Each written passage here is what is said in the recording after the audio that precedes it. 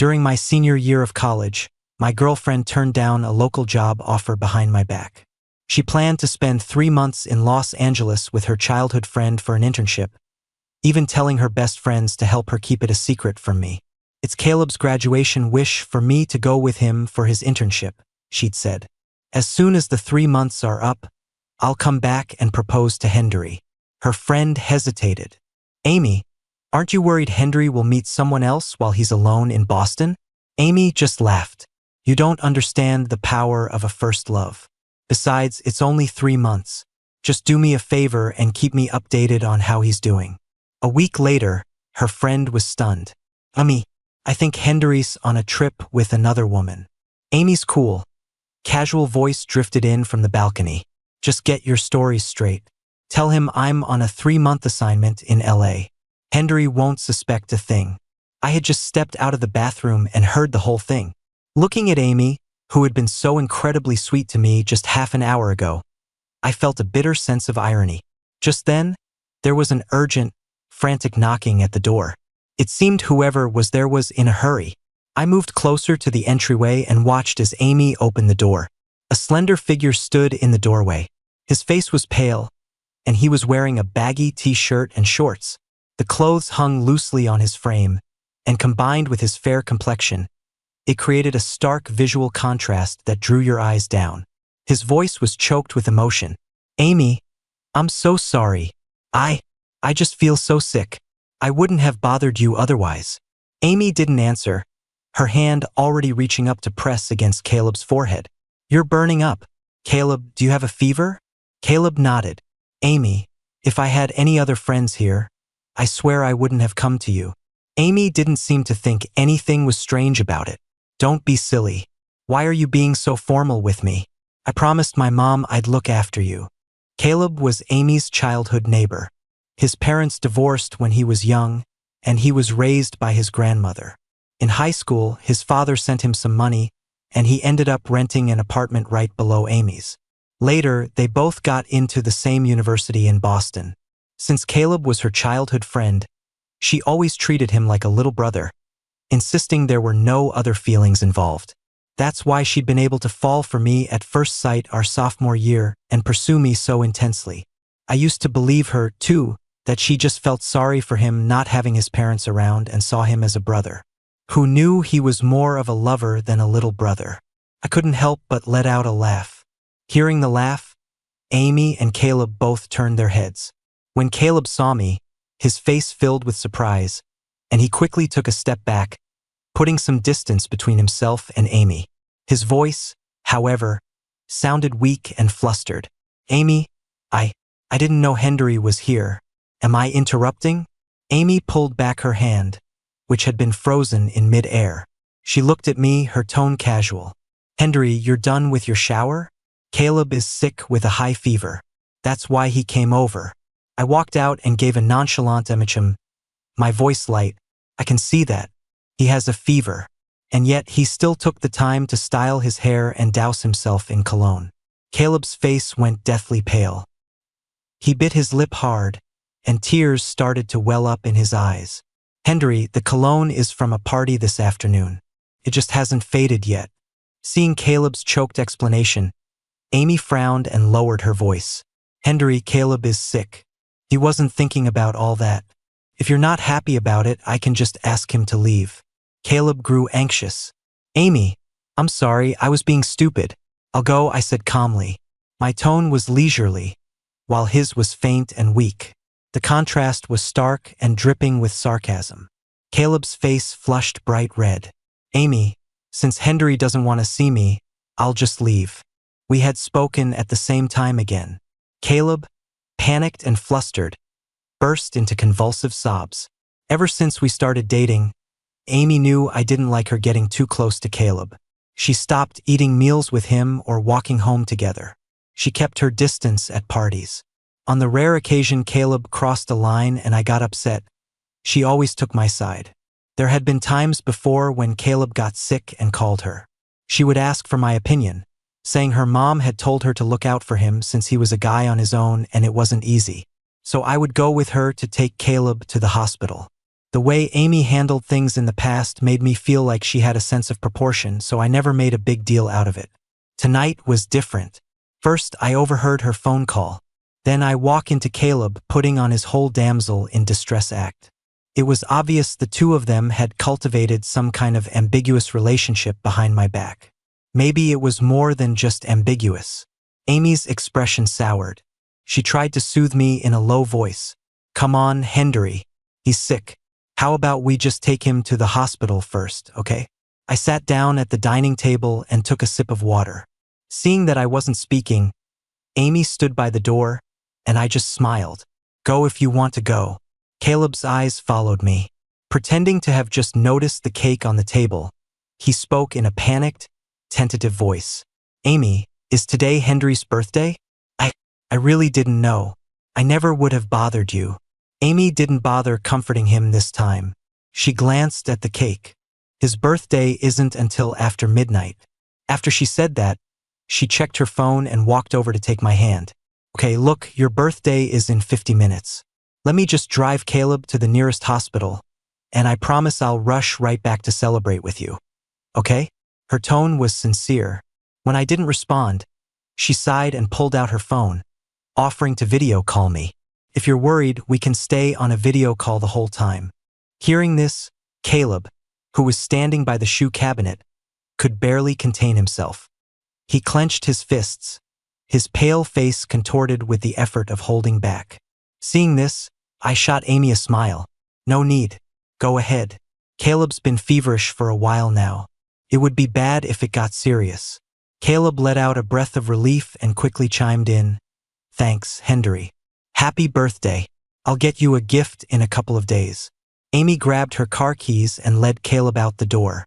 The moment Amy was out the door, Caleb, who had been trailing her, wiped away his fake tears and shot a triumphant look back at me. His eyes were filled with smugness and arrogance. He wasn't holding back like he usually did. Normally, I wouldn't have stood for it. But now, I just silently held up a single finger at him. His face stiffened for a second before he quickly followed Amy and left.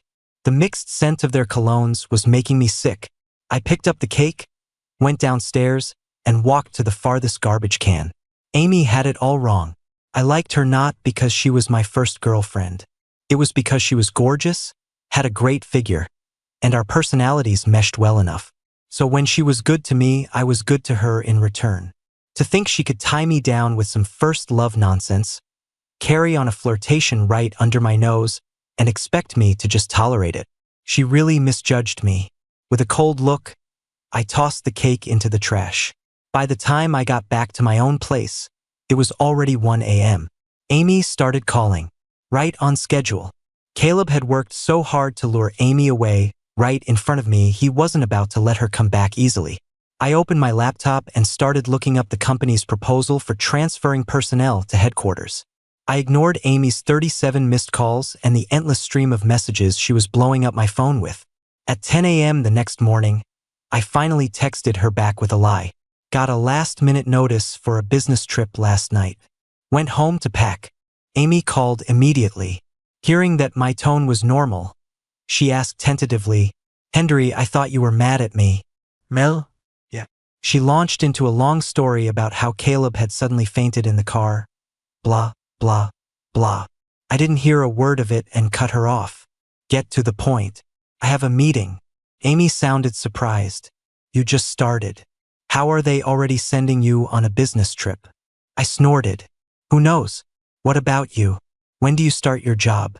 Back in our junior year, Amy and I had decided to stay in Boston, to work and build a life here. We had even found internships we liked at different companies in the city.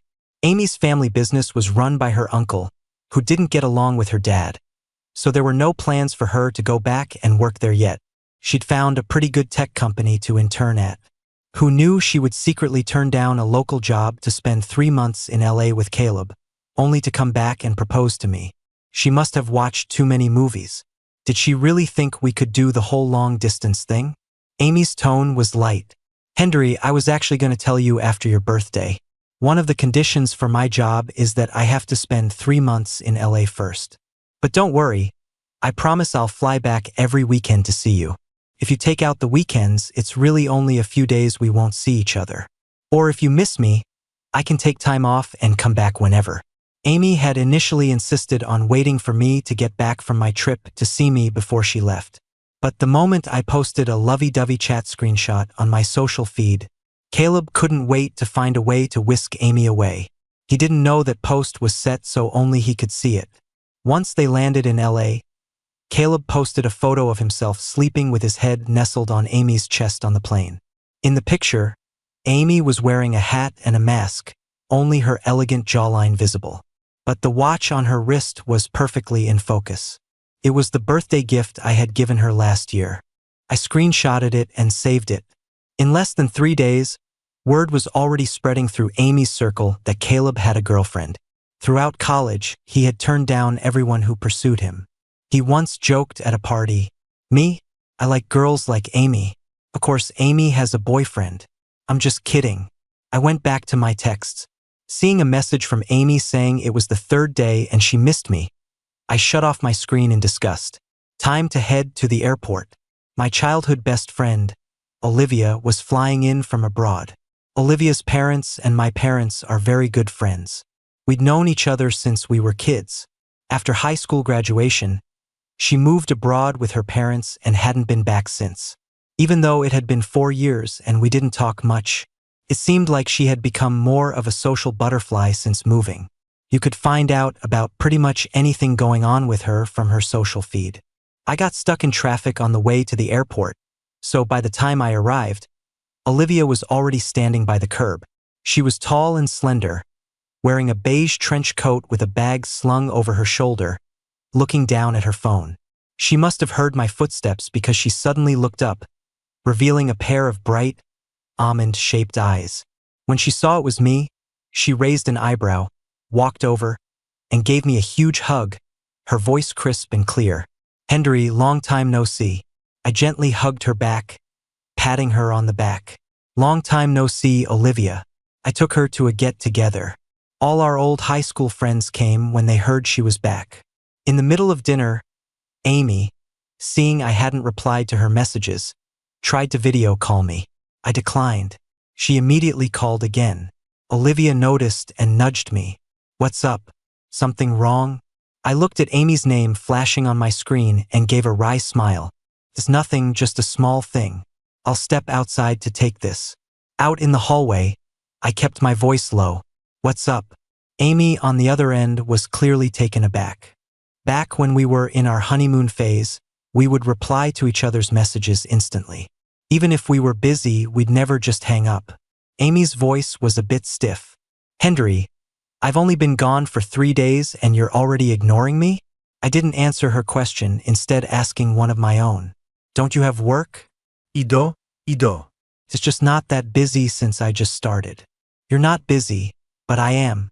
I have something going on today. What could be so important on a Wednesday?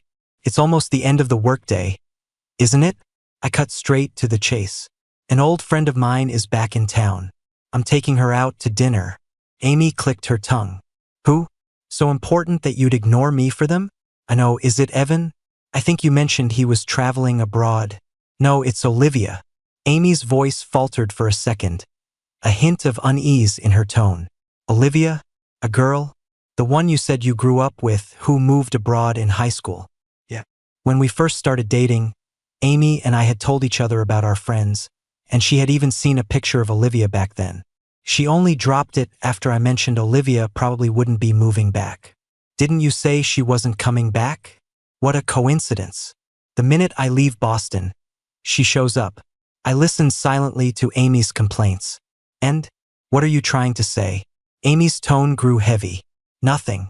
I'm coming back this Friday night. You're picking me up." I glanced back into the private room. Olivia pointed at her watch, and I nodded at her, then turned back and replied blandly to Amy, "Don't bother coming back. Olivia wants to take a road trip nearby, and we're about to leave." Amy was stunned for a moment. When she processed what I'd said, she gritted her teeth in anger. "What do you mean? A guy and a girl going off like that? Is that appropriate?" I feigned confusion. "What's inappropriate about it?" Have you forgotten you went with Caleb to his hometown? That was a guy and a girl, too. This time it's 2 guys and 2 girls. Amy was speechless. How was that accompanying him? The buses weren't running over the holiday, so I just gave him a ride. I was losing my patience. Whatever. I'm not talking about this anymore. Hanging up now. I hung up before Amy could reply. Back when Amy gave Caleb that ride, she told me she was just giving me a heads up. The excuse was that Caleb had a lot of stuff, and her mom insisted she drive him. Then a blizzard hit his village, sealing the roads, and she ended up stuck at his family's place for 3 days. At the time, she video called me every day, acting all annoyed and talking nonstop about how much she wanted to come back. Looking back now, she was probably secretly thrilled. Amy didn't message me again. Her pride wouldn't allow it. Besides, everything I told Amy was true. With Olivia back, I took 2 days off, which, combined with the weekend, gave us 4 days. We were going with 2 other friends. I rode in Olivia's car with her to drop off her things, while our other 2 friends drove ahead. In the car, I took a picture of the scenery and posted it to my story. Olivia's clear voice broke the silence. Something on your mind? I put my phone down and leaned back. Not really. Just dealing with a problem. A problem? I smiled. Yeah, it's almost solved. It's fine. Olivia smirked thoughtfully and nodded. We met up with the others at our destination, explored the area, and had hot pot for dinner. We talked about a lot of things. That night, Evan and I shared a room. Olivia and Rachel shared another. Amy hadn't contacted me at all, but then she suddenly tried to video call at 11 p.m. I declined, and she tried again. When I didn't answer, she sent a frantic voice message. Henry, you go out with her, but I can't even video call you? I replied with a question mark. Amy sent 5 more extra long voice messages. I couldn't even be bothered to listen. I just texted back, get to the point. She immediately started typing. Let me see. I'm feeling uneasy. I accepted the video call and stared silently at Amy. She frowned, scanning my surroundings until Rachel walked past in the background. Then she forced a casual smile. Have you missed me? I took a sip of water. No. Amy half joked. Fine. If you don't miss me, then I won't come back next week either. Fine by me. I've got stuff to do, so I'm hanging up. Henry, wait. I hung up decisively. After my shower, I posted a picture.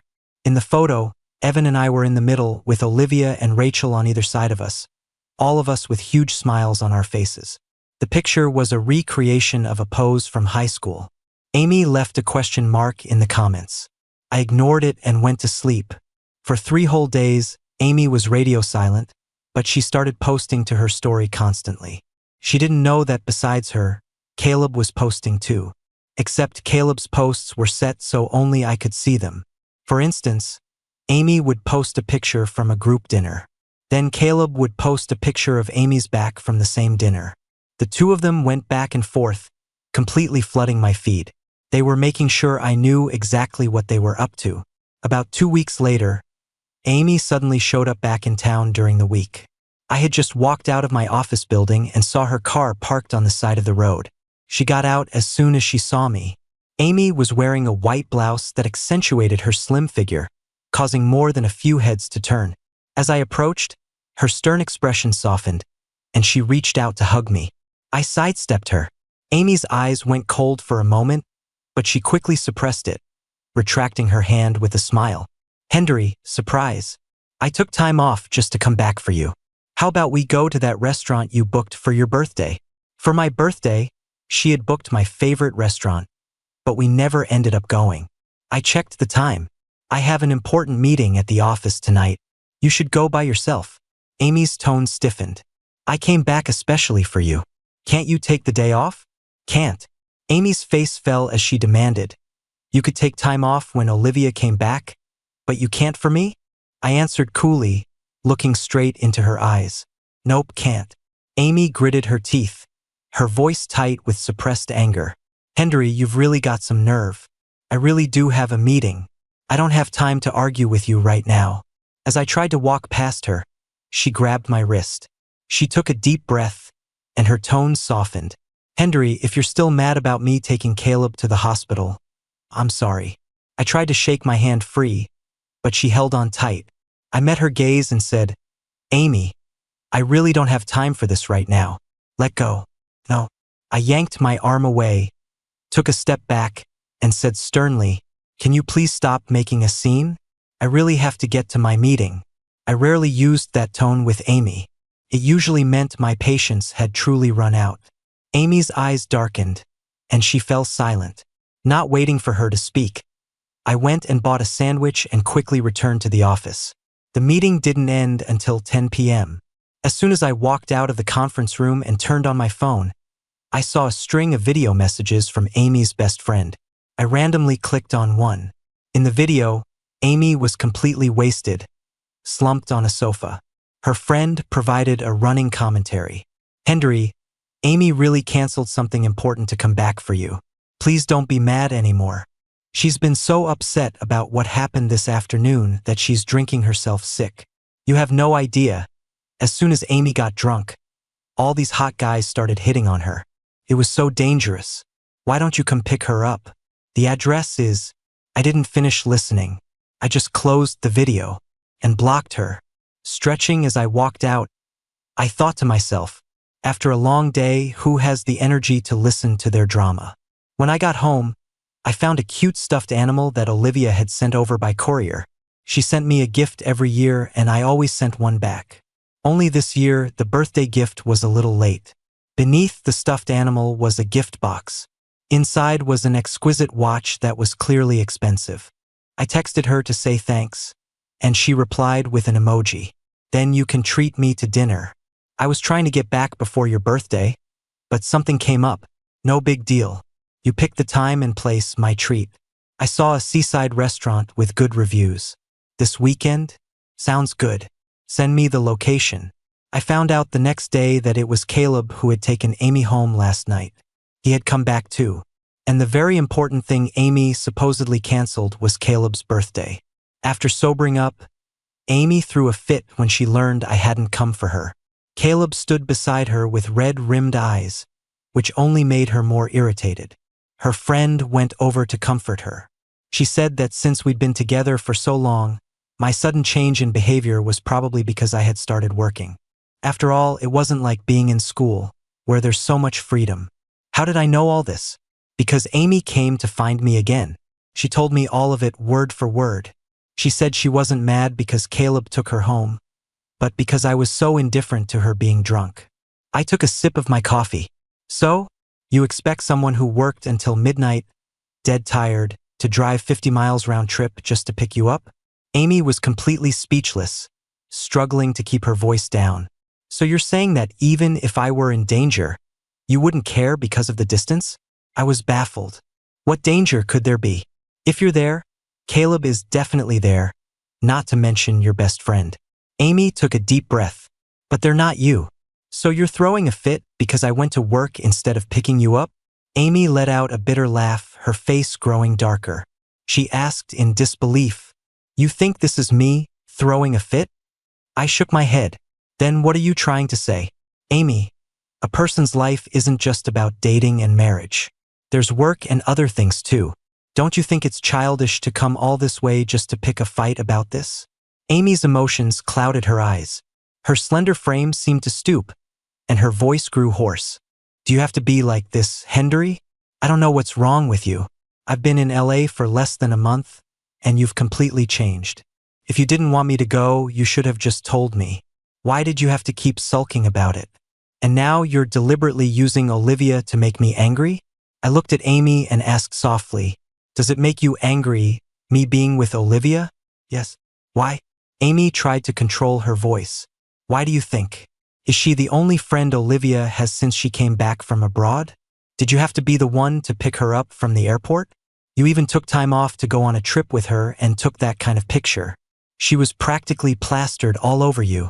When I came back to see you, you were completely distracted. Isn't it because of her? She's clearly a manipulative bitch, just pretending to be your friend. Amy's eyes were filled with resentment, and her words grew uglier. After her outburst, I folded my arms, leaned back, and looked down at her. She realized she had lost her composure and fell silent. I asked slowly, "What's wrong with any of that? Haven't you and Caleb always been like that? Taking pictures, eating together, helping each other out? He acts like he has no other friends besides you. Why don't you find that strange? Instead, you're here questioning me? A manipulative bitch? Are you saying you've always known that kind of thing exists?" Amy's face froze. My questions left her speechless. Finally, she looked down and ran a hand through her hair. "Henry, in the end, this is still about Caleb. You're still mad. If you hate him that much, then fine. I'll come back. I won't go to LA." I had to laugh at her words. The audacity. I shrugged nonchalantly. "You're wrong. I never cared about Caleb. With the way you're acting, we shouldn't see each other for a while. Let's both cool down." With that, I grabbed my bag and left the coffee shop. That weekend, I went to the seaside restaurant with Olivia. She told me a lot of fun stories about her time abroad. During our conversation, I asked her when she was heading back. She stopped eating halfway through her meal and looked at me, seemingly in thought, before finally saying casually, "There's a pretty good project happening in Boston. If it goes well, I might stay." I nodded. "That's good. Boston is developing really well right now." Olivia's fair, slender fingers picked up a bowl and ladled some soup for me. "What about you? What are your plans?" "Me?" I thought for a moment. "My current company is a good fit in every way. For now, I'm just going to focus on work. Everything else isn't important." Olivia paused, then smiled softly. "You're just like your dad, a workaholic." As she said that, a waiter rolled out a cake decorated with a cute little boy. "Olivia, my birthday was a while ago." "I know, but you love cake." She still remembered after all these years. "When I was a kid, I loved cake more than anything. Whenever I was in a bad mood, I'd buy a slice. So when I was little, my parents would buy a cake the day before my birthday and another one on the day itself. They said it was to double the happiness." I noticed Olivia was much more composed than before. In high school, she was bubbly and talked a lot. Now, while she still had a bright personality, she was thoughtful and considerate in how she handled things. From picking me up to choosing where we sat, everything was always perfectly arranged. Going out with a friend like that is always relaxing. All you have to do is show up. I thought of Amy. We had traveled together before, but she was the type to just follow my lead. Whatever I planned, she'd go along with it. If I didn't have time to plan, she'd opt for a tour group. Halfway through dinner, everyone in the restaurant suddenly stopped. There was going to be a fireworks show. Soon, brilliant fireworks bloomed in the sky, one after another. The restaurant staff was taking pictures for promotion. Somehow, a photo of Olivia and me found its way into Amy's social circle. That night, she sent me the picture with a question mark. When I didn't reply, she and Caleb left LA overnight. Almost immediately, Caleb posted a picture of 2 plane tickets, the names on them blurred just enough to be illegible. As if he was afraid I wouldn't know Amy had left with him. Fine by me. I was enjoying the peace and quiet. I happened to be working overtime at the office anyway. The new address for Olivia's company was right upstairs from mine. She cooked every day and would always bring a portion for me. Half a month later, I was eating at a shop behind campus when I ran into 2 of Caleb's roommates. Their internships were nearby, so they ate here often. When they saw me, they started whispering and exchanging mocking glances. Seeing that I was just eating and not saying anything, their voices got louder and louder. As if to make sure I could hear, they started a back and forth routine. "Yeah, what's he so smug about?" No matter how smug he is, Amy still chose Caleb. Caleb and Amy were childhood sweethearts. If he hadn't stuck his nose in, it never would have been his turn. I bet Amy's about to realize what she really wants and dump him. People around us started to look over at me. The 2 of them couldn't help but snicker. I finished my meal, put down my chopsticks, and turned to face them directly. Seeing me silent, they suddenly choked on their words. I clicked my tongue. I guess it's true what they say, birds of a feather flock together. Does Caleb know you 2 are running around announcing that he's teetering on the edge of being a homewrecker? The faces of the people around us lit up with gossip. Caleb's roommates panicked. Henry, what are you talking about? Caleb is not a homewrecker. How long has he known Amy? And how long have you known Amy? I shot back. If they've known each other so long, how come they're not together? Why did Amy have to chase me? They sneered. How would you know? If you hadn't seduced Amy in the student club, would you have even had a chance? Besides, when it came down to you and Caleb, Amy already made her choice. Why do you think she went to LA? They smirked triumphantly as they spoke. I clapped and nodded. Well then, Caleb still has a chance in LA. You should tell him to go seduce Amy. One of them, a girl with curly blonde hair, got agitated. Caleb's not that kind of person. Amy found out he was going to LA for an internship, so she turned down her job here behind your back to go to LA and take care of him. The reason is she doesn't like you anymore. It's only a matter of time before she breaks up with you. The only one she's ever had in her heart is Caleb. After she said that, the place erupted. The crowd couldn't sit still. If she doesn't like him, why not just break up? Are these two sick in the head? Isn't their roommate basically admitting he's the other man? Yeah, what childhood sweethearts. If your friend has a boyfriend, shouldn't you keep your distance? Going behind her boyfriend's back to live in another city with some childhood friend? What is she if not a cheater? In this day and age, cheaters and homewreckers are so shameless they brag about it. I suggest you two drag your friend to see a neurologist. The crowd piled on from all sides. The two girls were dumbfounded. They tried to argue back but only got yelled at more fiercely. Someone suddenly chimed in. I know them. The homewrecker is Caleb, and the cheater is Amy. Amidst the public outrage, Caleb's roommates fled in humiliation. Before I left, the owner of the restaurant even packed me a dish to go and told me to stay away from toxic women.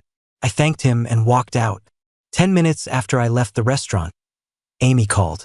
She was trying to suppress her anger. Henry, why would you go around telling everyone in public that Caleb is a homewrecker? I told you I could come back. You didn't have to do this. I was walking home under an umbrella with my headphones in, my tone cold. Amy, get it straight. It was Caleb's roommates who called him a homewrecker, not me. If you don't understand the situation, you can ask the restaurant owner for the security footage. Amy stopped short, then sighed deeply. I know those two got carried away and said some things they shouldn't have, but you shouldn't have added fuel to the fire. Now the whole school forum is talking about it. I countered, about what? Saying that you're convinced Caleb is a homewrecker.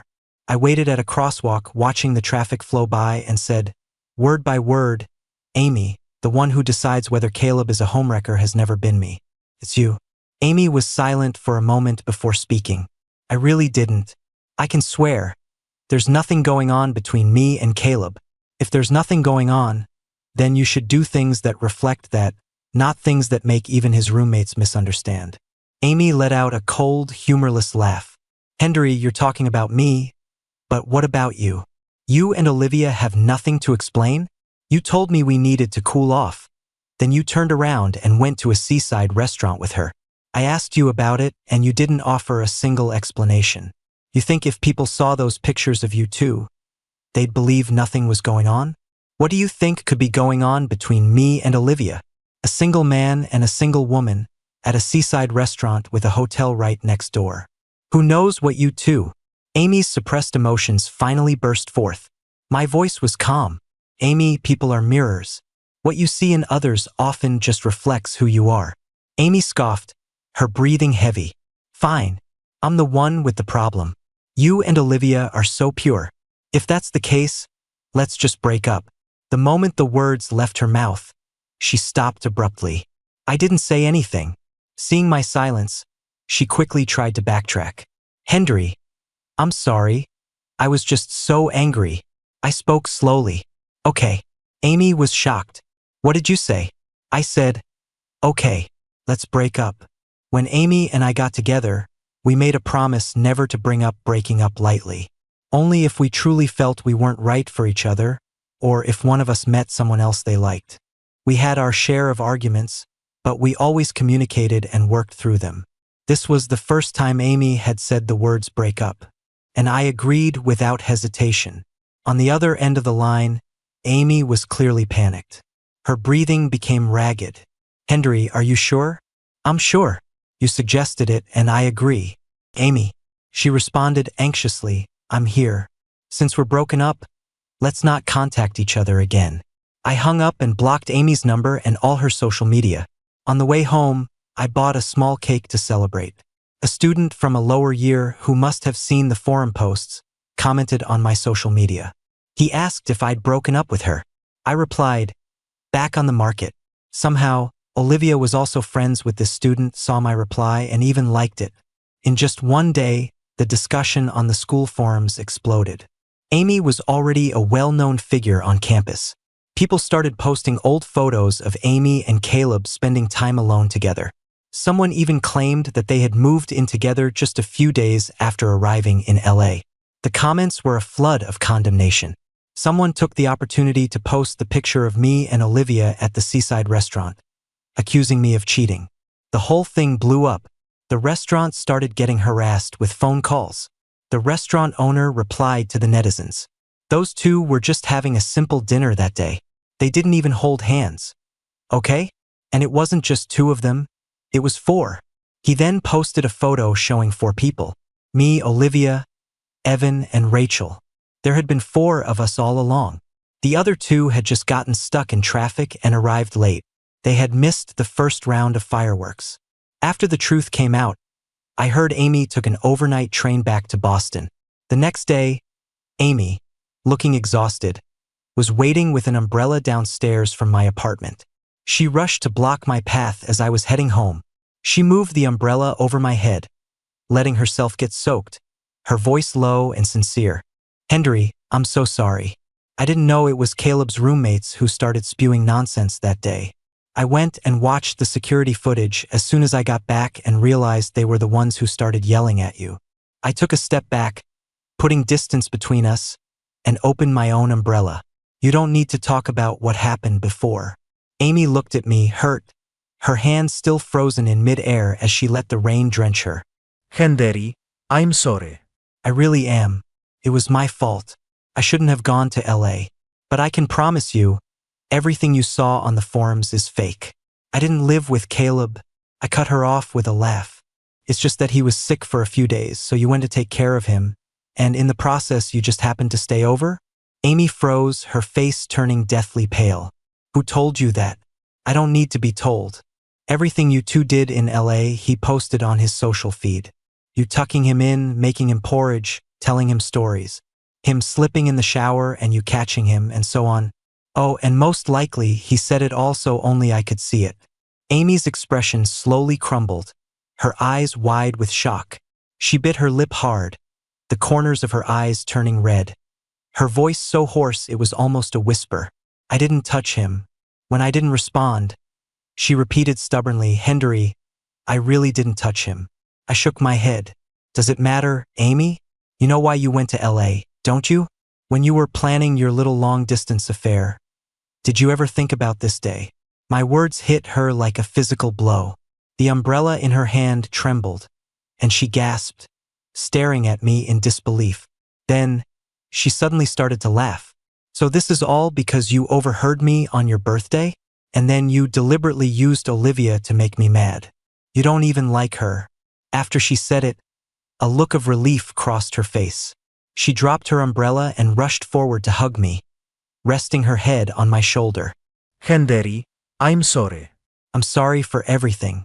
I was an idiot. I shouldn't have said those things, shouldn't have gone to LA. But I swear I didn't touch Caleb. If you don't like him, I'll never talk to him again. I've already contacted your company to start the hiring process. We can have a good life together from now on. My voice was ice. Amy, let go of me. Amy hesitated, still holding on, before slowly letting go. I raised my hand and slapped her hard across the face. The sound was crisp and loud. Her head whipped to the side from the force. To be a cheater who wants to have your cake and eat it too. You're truly disgusting, Amy. You say I used Olivia to make you mad? You're giving yourself too much credit. I never once compared the two of you, because you're not worthy. As Amy stared at me with an expression of pure devastation, I looked into her panicked eyes. I don't care what happens between you and Caleb from now on. We are broken up. I hope you can be a decent ex and stay out of my life." Right there in front of her, I took off the jacket she had just touched and threw it straight into the trash can. When I got home, Amy was still standing woodenly downstairs. She just stood there, letting the heavy rain soak her, staring motionlessly at my apartment window. Amy still insisted on trying to get a job at my company. She pulled some strings, and when HR was doing her background check, they came to me. I told them the truth. After some hesitation, HR rejected her application. For some reason, Caleb went crazy. He started showing up at my office building to block my way. When security stopped him, he could only stand there and scream insults. "Henry, what right do you have to call me a homewrecker? You knew Amy and I were childhood sweethearts, so why did you agree to date her? She never loved you. You were just something new and exciting. Her going to LA for me was what she truly wanted. You don't deserve to be with her." Caleb's usual frail demeanor was gone. His eyes were red and swollen, and he looked like he wanted to eat me alive. I stopped, walked over to him, and just nodded. "You deserve her. I wish you two a long and happy life together. I hope you're locked together forever so you don't go out and ruin anyone else's life." After Caleb went back that day, he hired a bunch of online trolls to launch a massive campaign to clean up his and Amy's reputations. They claimed I was the third party who had interfered in their relationship, deliberately sabotaging their destiny right when they were about to break through their platonic facade. I pulled out my phone and uploaded Amy's voice messages about her long-distance plans, along with all of Caleb's friends' only posts, to the internet. A cheater who wanted it all, and a homewrecker who knew exactly what he was doing. Soon, the facts spoke for themselves. The story spread, and even people at Amy's family company heard about it. The gossip was rampant, and it had a significant impact. Her uncle, who was already wary of her, used the opportunity to crack down. He put her on house arrest. He publicly announced that Amy was just a distant relative and would never hold a position in the family company, which finally calmed things down. Caleb quit his job in LA and disappeared completely. Amy was also sent away for the time being. A week after it all ended, I was about to transfer to the headquarters in Chicago. Olivia took me out to dinner. She said it was to celebrate my promotion and my breakup. On the day she came to see me off at the airport, the weather had turned cold. Olivia had brought me a hat and scarf. "It's cold in Chicago. Make sure you stay warm when you get there." She paused. "As soon as I get things sorted out here, I'll head over too." I smiled. "Olivia, does your company have business everywhere? It's quite a coincidence that you have work in Chicago too." Olivia's eyes twinkled with a smile. "Yes, it is. A real coincidence." She tied the scarf for me and gently smoothed my hair. "Henry, when you get there, you're treating me to dinner." I laughed. "Okay. See you in Chicago then. Wait for me."